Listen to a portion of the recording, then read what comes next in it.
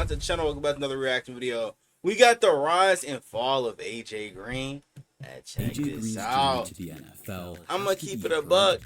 This nigga was hella annoying watching him growing up, bro. Just torturing my reads. I'm gonna keep it a buck. Tragedy, fueled by loyalty and defined by a relentless drive. He overcame heartbreak early.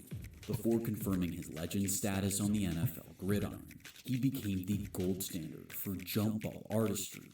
But behind the Pro Bowls, the toe-tap touchdowns, and the quiet dominance was a career he definitely don't get talked about enough, bro. This is the rise and fall of AJ Green. Adriel Jeremiah Green was a gifted athlete before he even turned 10 years old. In elementary school, he was a juggler, a skill that trained both his competitive spirit and his hand-eye coordination. While he was I always wanted to learn how to juggle, his youth was marred by tragedy, with AJ losing his older brother and his aunt in a car crash when he was only 5. The first recognition of his athletic abilities came in high school in his hometown of Summerville, South Carolina, where he played football, basketball, and ran track. With the Green Wave, he averaged more than 1,200 yards and 13 touchdowns in his first 3 seasons. In the meantime, he was a serious track star in the long jump and triple jump, and a South Carolina state champion in basketball. As he was developing as an athlete, he was also taken under the wing of Louis Mulkey, an assistant basketball and football coach at Somerville High. Why don't they go like Tom Brady? A volunteer firefighter, but always made time to help Green with training or simple life advice. He drove AJ to college visits and helped him learn discipline and focus in a world that was already obsessed with his talent. Green's outstanding athletic profile saw him finish high school as the number 9 overall prospect in the 2008 class and wideout 2 behind Julio Jones. Thanks to a bevy of early offers, Green committed to play at the University of Georgia in the summer after his sophomore year, joining the Bulldogs when he graduated in 2008.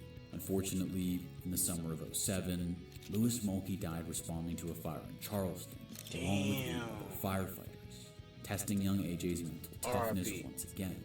The state championship that Green won as his senior was dedicated to the coach and hero.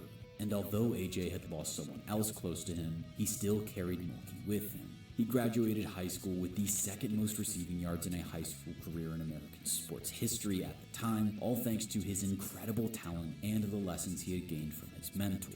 In college, Green was the picture of consistency. In his first season, he went for 963 yards in 13 games. That and his 8 touchdowns were both UGA freshman records, and the production helped the Bulldogs go 10-3. He led the SEC in receiving yards and was named Freshman of the Year and first-team All-SEC by the AP.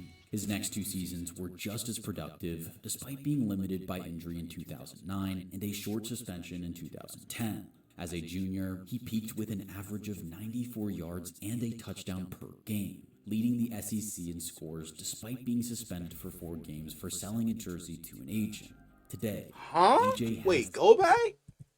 94 yards and a touchdown per game, leading the SEC in scores despite being suspended for 4 games for selling a jersey to an agent.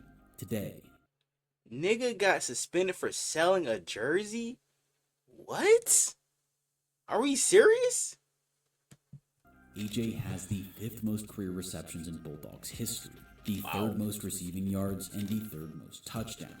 And all of those that nigga Brock Bowers number 2 and the 3rd most that's tough, bro. Touchdowns. And all of that goes to show you how dominant bro was. 4+ year players or Brock Bowers. So not bad company at all. Immediately after the end of the 2010 season, Green declared for the 2011 NFL Draft. During the pre-draft process, the debate once again roared between Green and Julio Jones as to who would be wide receiver 1. Julio had been more productive as a junior and had won the 2009 Natty. All respect to AJ Green, he's nowhere near Julio. Let's keep it stood up well to Jones's speed.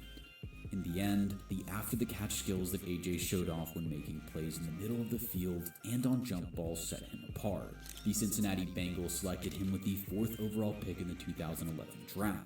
Cincy was coming off a disappointing final season with QB Carson Palmer, who requested a trade, then retired when the Bengals refused to let him go. They drafted Andy Dalton from TCU as his replacement, as the holdout with Palmer continued. And although the situation was tumultuous, the fellow rookies, Green and Dalton, managed to build chemistry quickly. Dalton earned the starting job, as did AJ with a ton of early confidence. In his very first season as a pro, Green dominated, going for over 1,000 receiving yards and 7 touchdowns in 15 games, as well as 53 rushing yards. He recorded 300-plus yard games, with his first coming in just his 4th career game, a 23-20 win over the Bills, in which he went for 188 yards on just 4 catches. Oh, 4 catches? Green wasn't Okay, considered Randy for Moss. Offensive Rookie of the Year, overshadowed by Damn. Cam Newton, but his breakout season did lots to boost his stock, as well as that of Andy Dalton. Green led the Bengals to a 9-7 record and a playoff appearance in 2011, where they were dropped by the Texans. Damn, Already established shit. playoff appearance in 2011. Oh where my they were gosh, dropped by the Texans. 31-10 is Already crazy. established, Green did nothing but dominate for the next 2 seasons. In 2012 and 2013, he totaled almost 2,800 yards and 22 touchdowns. He finished top 5 in the league in receiving in 2013 as the Bengals continued to improve thanks to him and Dalton's excellence. They made the playoffs in 2nd and 3rd consecutive seasons, a franchise record, and won the AFC North in 2013, although they continued stumbling in the wildcard round. Green was also a Pro Bowler, as well as 2nd-team All-Pro in each of these seasons, establishing himself as a true alpha in the league. 2014 was somewhat disappointing for Green after he missed 3 games with different injuries and was limited in 2 others, yet he still crossed 1,000 yards and made the Pro Bowl once again. He missed the postseason with a concussion as Cincinnati lost in the wild card again. Before the 2015 season, Green signed a 4-year, $60 million contract, becoming the league's 2nd highest paid receiver, just behind Megatron. Even though the team let's look at his list real second quick. highest paid receiver. Damn, when the fuck Mike Wallace played for the Vikings? Pierre Garcon, bro. I ain't heard that name in a brick. Hey, Garcon was one of the ones too, boy. Got D-Jax, Brandon Marshall, Victor Cruz, Andre Johnson. It's kind of who you expect to be on this list, low key. I ain't gonna lie. Receiver just behind Megatron. Even though the team hadn't seen much playoff success, there was no denying how great Green had become. He'd fully lived up to his draft profile, using his incredible length to become a jump ball superhero, and his overwhelming power to be so This shit efficient still after give me the catch PTSD, that bro. almost no one in the NFL could rival him. While Andy Dalton was a solid pickup for the Bengals, it was AJ Green who made him Pro Bowl worthy. Green thanked the Bengals for his new contract with a dominant Still remember when him and 1,300-yard J-Ram got into season it, in though. 2015, averaging 15 yards per That shit was reception, hilarious. more efficient than any receiver other than Allen Robinson. He had the best game of his career as well, catching 10 passes for 227 yards and 2 touchdowns in a Week 3 game against the division rival Ravens. Like, hold up, not like, come on, gang. Like, damn near every wide receiver one they be having, bro, always just torches every game. You know what I'm saying? Like, now we got to deal with Jamar Chase and shit. Like, oh my 3 god. upper 100-yard games, and he led the team to another I hated AFC that nigga. I'm gonna keep it a championship. buck. He finished I the respect season him, with but another Pro Bowl, I but truly was snubbed hated for an going against All-Pro that nigga spot every in year. favor of Brandon Marshall. Like, As no was bullshit. becoming a painful trend, the Bengals fell in the wild card round to the Steelers thanks to an early injury to QB Andy Dalton. Fortunately, thanks to the dysfunction of the franchise, this was the last time Green saw playoff action at an elite level. He still had plenty left in the tank, however, starting hot in 2016 with 964 yards through just 9 games. He was easily Blowing on up pace my for phone the like a best bad season of his bitch. career, tracking towards 1,700 yards and 7 touchdowns. Unfortunately, that fell out of reach at the beginning of a Week 10 game against the Bills when Green tore his hamstring, forcing him to miss the rest of the season. Since he lost 5 of 8 without Green, he missed the nobody in the back. postseason for the first time since drafting him. And while he was still named to the Pro Bowl, it was his first season without 1,000 yards. While he didn't show it right away, this injury marked the beginning of his fall.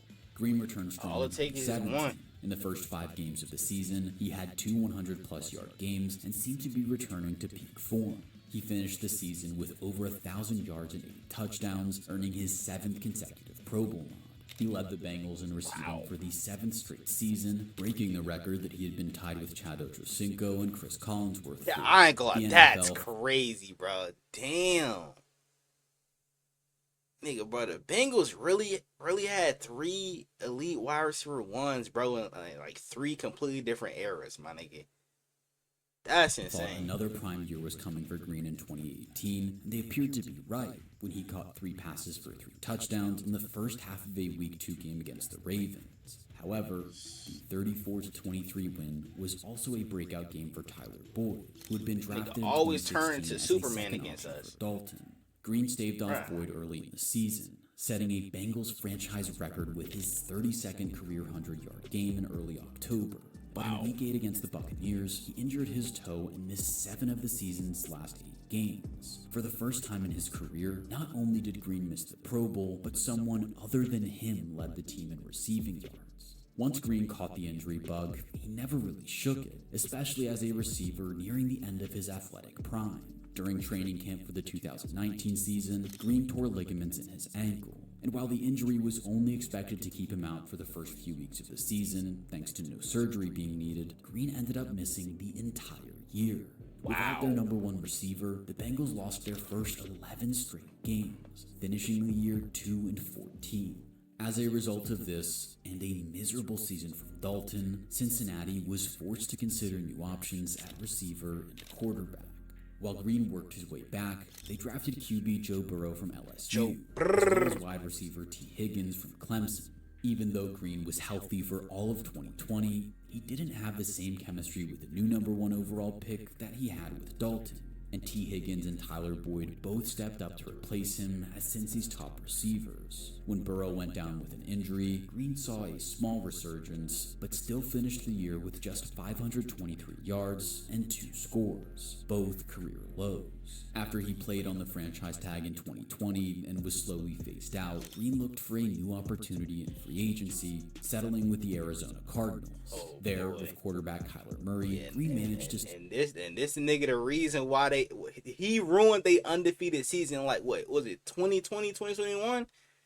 Oh my gosh, bro. That nigga age crazy, bro. Was still a secondary nigga just completely not turn around looking for the ball at all. He was a solid veteran presence for the team that went 11-6 before crumbling in the playoffs when Green didn't record a catch on 3 targets. Green did return to his consistent ways, going for 850 yards in 2021, and yet it was clear that something hadn't come back to his game after all of those injuries.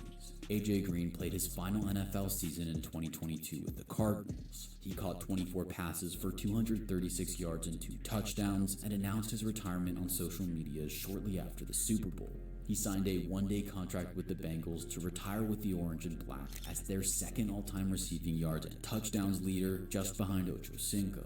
Green was never able to help the Bengals overcome poor coaching, mediocre quarterback play, or below-average rosters, but he was still one of the most dominant receivers of his era, going toe-to-toe with his contemporaries like DeAndre Hopkins, Calvin Johnson, and Julio Jones, all of whom are either in the Hall of Fame or expected there very soon. Yeah, 100%, bro. Hold on, go back. All of whom... 100%. Well, Calvin Johnson already made the Hall of Fame. You know what I'm saying? But Julio, D-Hop, and AJ Green most definitely going to make the Hall of Fame, especially Julio. Are either in the Hall of Fame or expected there very soon. And Green is no exception. It's possible that he never reached his peak thanks to the team around him, but what we did get was a player good enough to have an offense revolve around his size and speed, and one of the single best deep ball and jump ball receivers in history. It's been debated whether he should be a Hall of Famer, but between his individual dominance and the heavy lifting he did to make the Bengals relevant, bringing them a pair of division titles and the 5 straight playoff appearances, not only should he be in Canton, Cincinnati shouldn't hesitate to make his number 18 just the second number they've ever retired. Green went from a juggler to who's the other one? Best receivers the NFL has ever seen. Because I'm going to keep it a buck. Ocho Cinco number should have been retired a long time ago. He deserves. He will always have the numbers, the money, and the title of one of the most dominant players of his era. But what do you think? Is AJ Green a Hall of Famer, and was it a mistake to leave the Bengals in 2021? Let me know in the comments below. Hey man, it's a good ass video. You know what I'm saying? Want to know what you guys think down in the comments below? Y'all let me know what other NFL videos I'm to react to. Without further ado, I'm out. I'ma make them feel me, make them people when they show me. And if you don't know me, I'ma make sure that you know me. I hate to say it, but I really think I'm broke. But I know I'm chosen, I really know I'm chosen. I know I'm chosen. I was just lost a year ago, but now I'm focused. When good at sports, this microphone can be my trophy. Not taking drugs, I found a better way of coping.